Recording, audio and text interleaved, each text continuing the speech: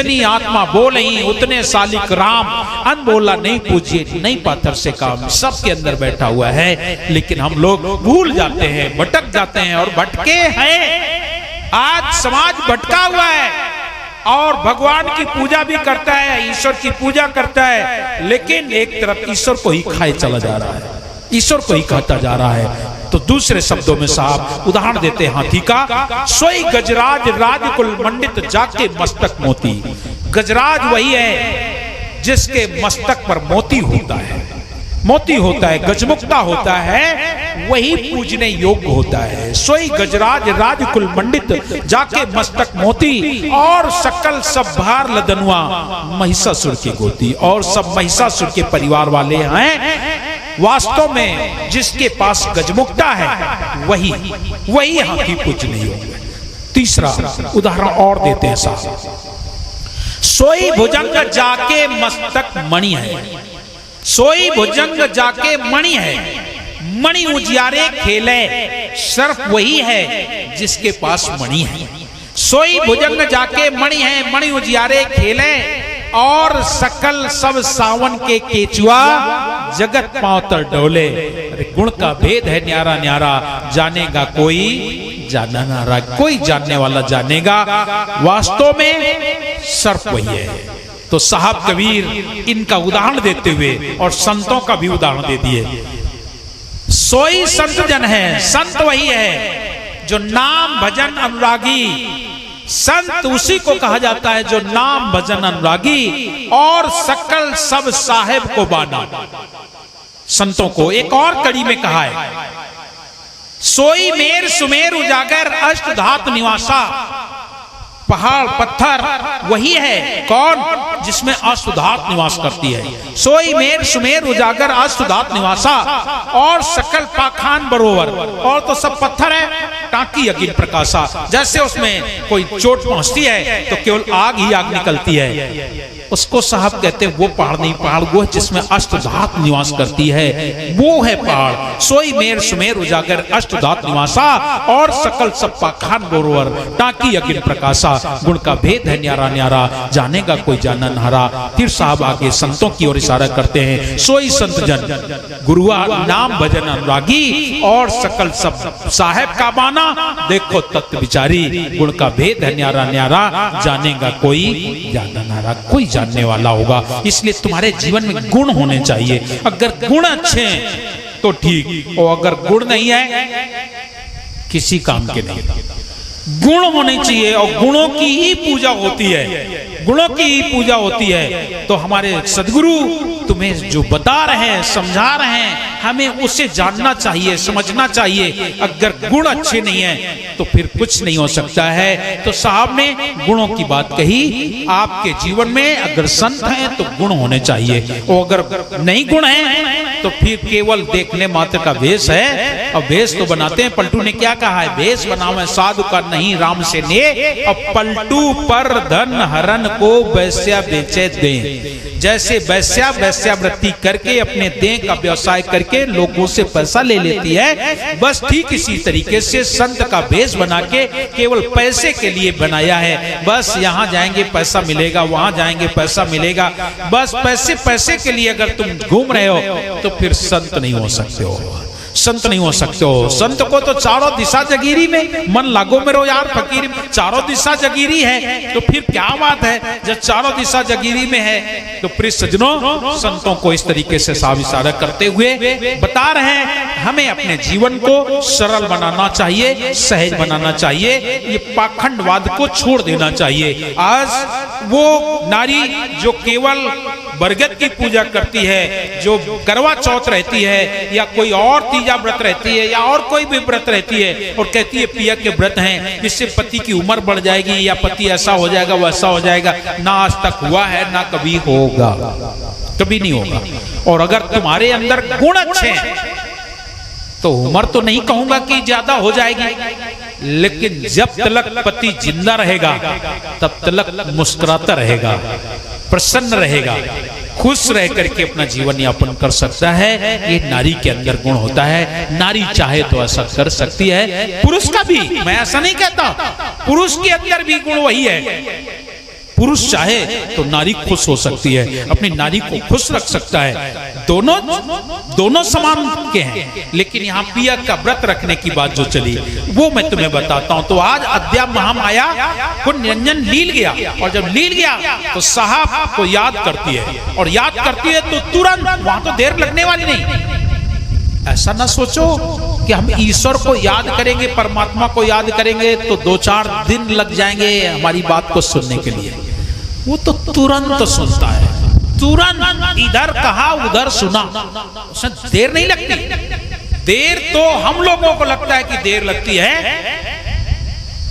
ऐसी एक सूरदास जी का पद है, हुजूर गंधवी नाम साहब ने इसे व्याख्या किया है, हम तो नहीं कर सकते, लेकिन जरा ध्यान दीजिए। सूरदास जी ने एक सुंदर पद इस बात का कि देखिए ईश्वर को हम याद करते हैं तो कितनी देर लगती है। देर नहीं लगती। सूरदास जी का वो पद है, सूरदास जी ने गाया है। एक 2 पक्षी थे, आपस में बड़े प्यार से बैठे किलोल कर रहे थे। किलोल कर रहे थे, उसी समय एक बहलिया आ गया। बहलिया ने देखा कितने सुंदर ये पक्षी है, उसने अपना तीर कमान संभाला मारने के लिए। पक्षियों ने देखा कि ये तो बहलिया मुझे मारना चाहता है।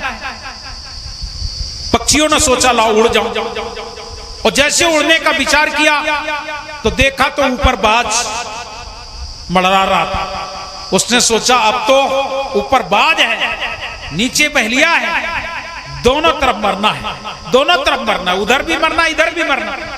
तो मरना है तो अपने साहब को याद करके मरे ना।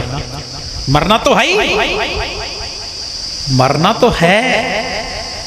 एक बड़ी विचित्र बात मैं आपको सुनाऊं, ध्यान देंगे।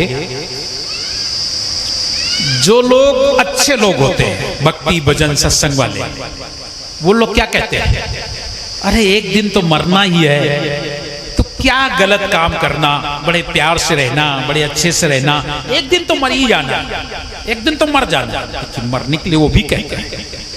लेकिन जो गलत लोग होते हैं, खाने पीने वाले, वो क्या कहते हैं, अरे एक दिन तो मरे का है, खा ले पी ले, एक दिन तो मरना है। लेकिन दोनों मरने की बात कर रहे हैं। वो भी कह रहा है एक दिन तो मर ही जाना है, अरे जब तक जिंदगी है तब तक खा लो पी लो मौज कर लो, को जाने कहां कहां होए, अरे आज खा लो पी लो। वो भी कहता मरना है। और अच्छे लोग भी कहते हैं क्या बुरा काम करना है, एक दिन तो मर ही जाना है। इसलिए साहब कबीर कहते हैं मरण मरण सब कोई कहे, सब सारा संसार कहता है मरना है मरना है मरना है। मरण मरण सब कोई कहे पर मरम न जाने कोई, मरने का मरम नहीं जाना, कैसे मरना चाहिए। मरण मरण सब कोई कहे पर मरम न जाने कोई, और एक बार ऐसा मरे फिर मरण ना कोई। एक बार ऐसा मर जाओ जो दोबारा ना मरना पड़े। और वो मरना कैसे होगा, वो मरना तभी होगा सत्य का नाम लेकर जो मर जाएंगे, सत्य का नाम लेकर जो मर जाएंगे, वो अमर नाम दुनिया में कर जाएंगे। ये न पूछो कि मर कर किधर जाएंगे, वो जिधर भेज देगा उधर जाएंगे। बात मानो न मानो खुशी आपकी, बात मानो न मानो खुशी आपकी, हम मुसाफिर हैं कल अपने घर जाएंगे। सत्य का नाम लेकर जो मर जाएंगे, वो अमर नाम दुनिया में कर जाएंगे। अगर मरना है तो साहब के नाम के साथ मरना है। अगर तुम साहब के नाम के साथ मर गए तो फिर कोई दुनिया की ताकत नहीं है जो तुम्हें रोक सके संसार में, वो तुम्हें सतलोक ले जाएंगे। मैं कबीर बिचलो नहीं, शब्द मोड़ समर्थ और ताई लोक पहुंचाइयों जो चढ़े शब्द के रथ, जो शब्द रूपी रथ में चढ़ करके जाएगा लोक पहुंच जाएगा, सतलोक पहुंच जाएगा, मुक्त स्वरूप हो जाएगा। तो आज अद्या महामाया की जो बात चल रही थी, जरा ध्यान दीजिए। अद्या महामाया याद कर रही है साहब को, और सूरदास जी के पद से स्पष्ट होता है कि वो परमात्मा तुरंत सुनता है। आज सूरदास जी ने उस पद को गाया। वो दोनों पक्षी बैठे थे, देखा कि बहलिया तीर कमान लिए, उधर देखा तो बाज मड़ा रहा है। दोनों तरफ मृत्यु का संदेश है, दोनों तरफ मरना ही मरना है। क्यों ना हम अपने आप को परमात्मा के चरण शरण कर दूं। बस उन पक्षियों ने अपने आप को ईश्वर के सहारे कर दिया। अब तुम जानो, तुम्हारा काम जाने, मैं कुछ नहीं कर सकता। इसी बात को सूरदास जी लिख रहे हैं। क्या कहते हैं? अब की राखी ले हो भगवान। सूरदास जी कह रहे हैं कि पक्षियों ने क्या कहा कि अब की बार मुझे बचा दो। तो दोनों तरफ से मरने का संकेत मिल रहा है। इसलिए अब की राख ले हो भगवान मैं अनाथ। जब आदमी संकट में होता है तब अनाथ बनता है, और जब संकट नहीं होते हैं तो मैं नाथ हूं। मैं ही तो सब कुछ करता हूं, मैंने ही तो सब कुछ किया है। आप सबकी मैं बात करता हूं, हम खुद उसमें शामिल हैं। सब लोग जब तक हमारे जीवन में सुख होता है, मैंने ये किया, मैंने वो किया, ये मेरा, वो मेरा, ऐसा मेरा, लेकिन जब कष्ट होता है तब हे भगवान तुम ही जौन करियो तो हो ही, और कुछ ना हो। तब भगवान, तब ईश्वर, हे साहब अब तुम जानो, तुम्हारा काम जाने, हमारे बस के बात नहीं। आज वो पक्षी भी अपने आप को ईश्वर के भरोसे कर रहे हैं और क्या कह रहे हैं? अब की राख ले हो भगवान मैं अनाथ, बैठी द्रुम दरिया मैं अनाथ। आज अनाथ कह रहे हैं अपने आप को। अभी तलक परिवार था, बच्चे थे, सब थे, लेकिन आज अनाथ हैं, चूंकि सहारा कोई और नहीं, कोई बचा नहीं सकता है। क्यों भाई? परिवार के लोग बचा सकेंगे? नहीं बचा सकते।